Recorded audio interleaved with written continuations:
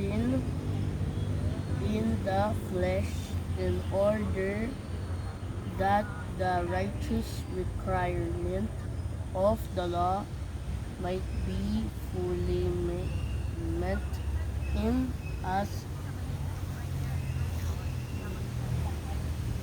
who do not live according to the flesh, but according to the Spirit. Those who live according to the flesh have their mind set on the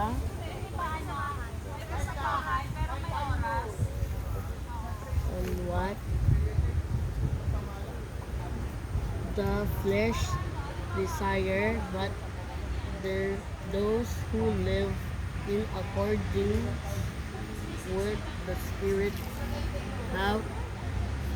have their mind set on what the Spirit it desires. The mind governed by the, the flesh is dead, but the mind is Lord by the Spirit is life and peace.